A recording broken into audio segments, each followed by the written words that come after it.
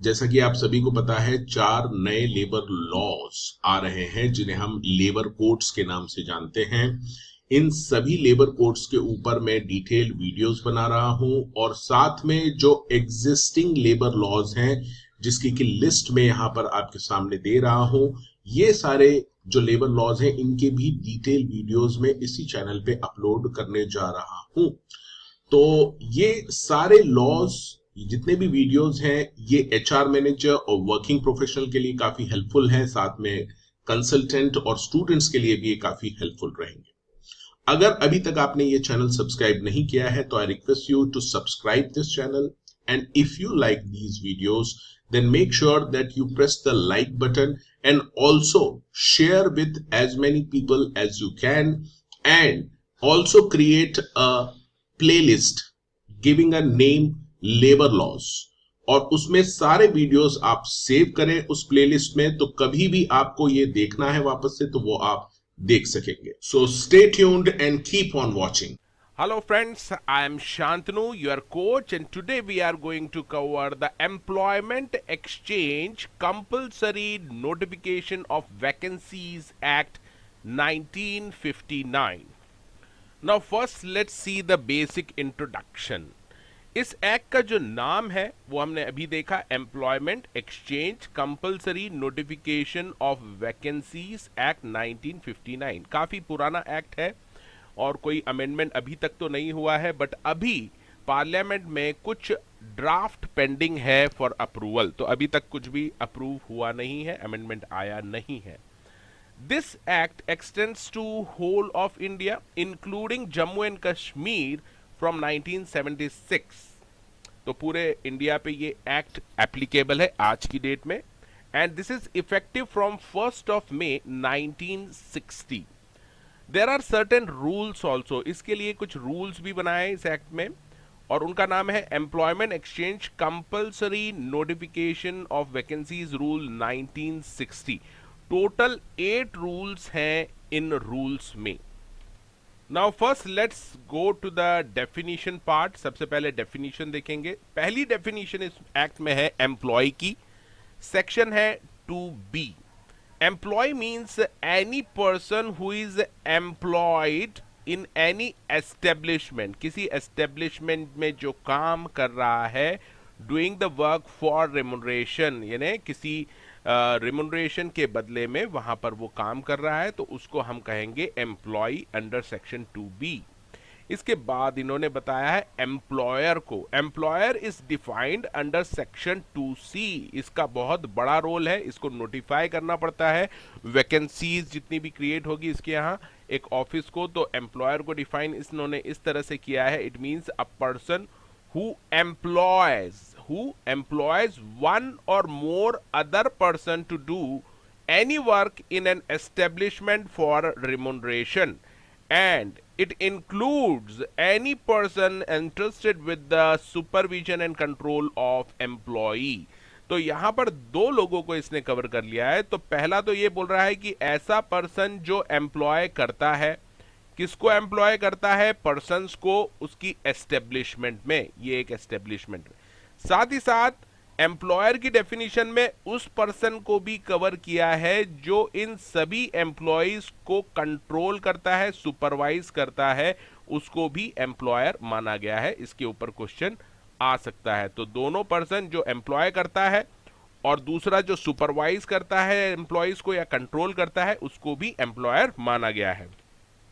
इसके बाद जो एक इंपॉर्टेंट डेफिनेशन है वो है एम्प्लॉयमेंट एक्सचेंज। आपने स्टॉक एक्सचेंज का तो नाम सुना होगा, इसी तरह से एक एम्प्लॉयमेंट एक्सचेंज है जो सेक्शन 2D में डिफाइन किया गया है।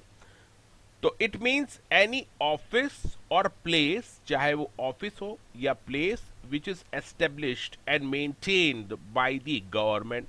तो ऐसा ऑफिस या प्लेस जो मेंटेन है गवर्नमेंट के थ्रू, किस लिए मेंटेन किया गया है, for collection and furnishing information. तो इस एक्सचेंज में क्या होगा, ये इंफॉर्मेशन कलेक्ट करेगा और फर्निश करेगा, either by keeping the register or otherwise. तो इसके लिए एक सेपरेट रजिस्टर ये चाहे तो मेंटेन करे ऑफिस या नहीं करे, तो बेसिक थिंग यहां पर इन्होंने बोली है office or place which is maintain by the government for collecting and furnishing the information in the register through register or otherwise in respect of, ये इंफॉर्मेशन किस तरह की है, तो persons who seek to engage employ, यानी employer की बात कर रहा है जो एम्प्लॉइज को ढूंढ रहा है, काम करने के लिए एम्प्लॉइज को अपॉइंट करना चाहता है, ऐसे पर्सन्स की इंफॉर्मेशन ये यहां कलेक्ट करेगा।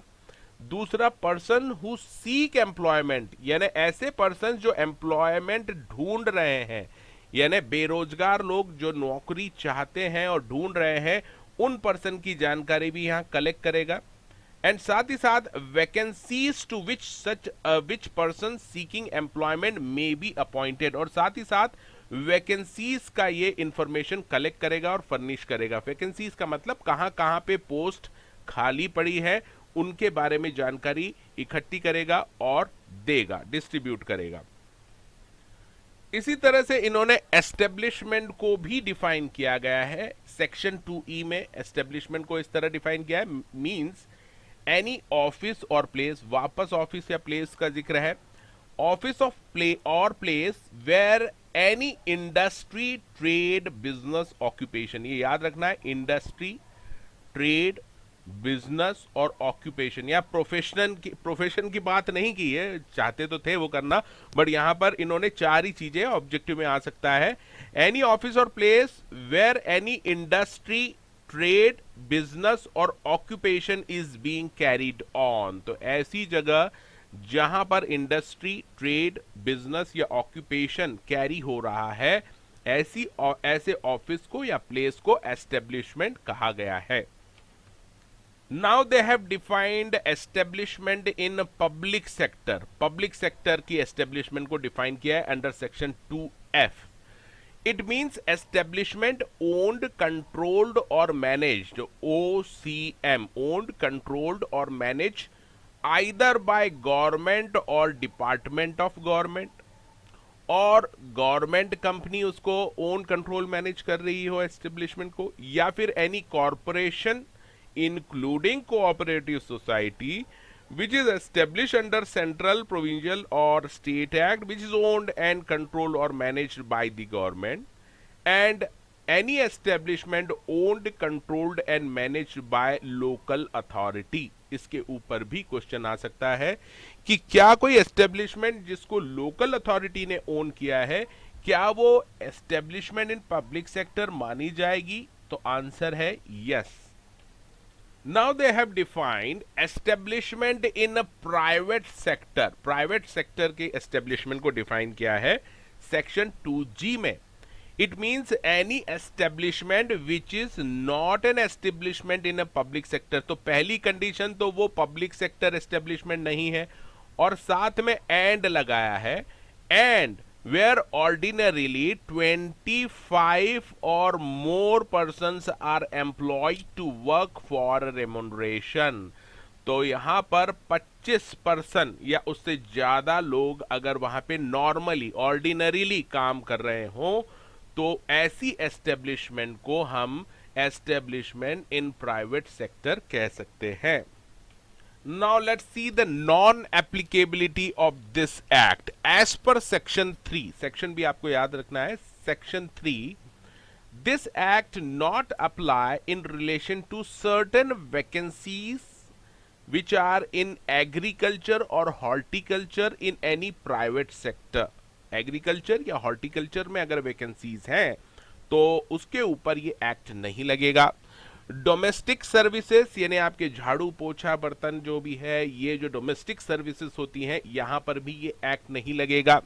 Where the period of employment is less than 3 months, अगर टेम्पररी एम्प्लॉयमेंट कहीं जनरेट हुआ है, पीरियड जिसका 3 महीने से कम का है, लेस देन 3 months है, तो ऐसे केस में भी ये एक्ट नहीं लगेगा। याद रखना, अगर 3 months का है तो उस केस में एक्ट लगेगा, लेस देन 3 months है तो ये एक्ट नहीं लगेगा।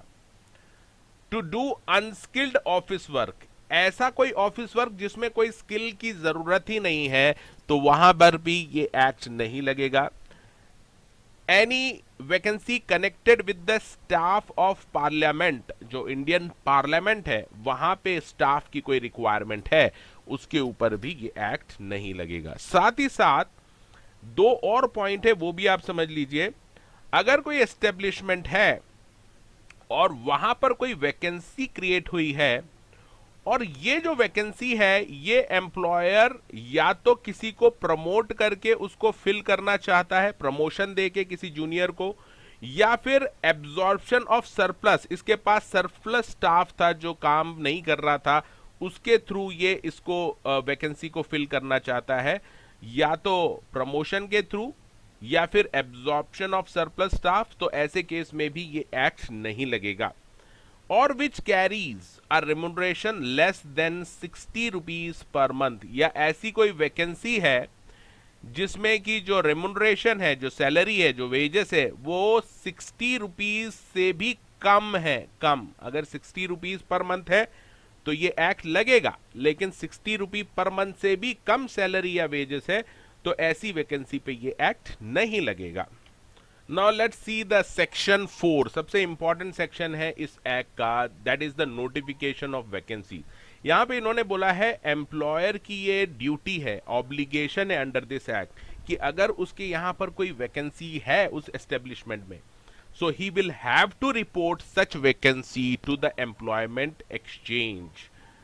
So this section 4 says that employer in every establishment in public sector in the state, or employer in the every establishment in private sector, or every establishment pertaining to class or category of establishment in private sector shall notify the vacancies to such employment exchange as may be prescribed। तो ऐसा employment exchange को आपको notify करना है, जो भी prescribe किया जाएगा उसको आपको notify करना है। Employer will notify the vacancies to such employment exchange।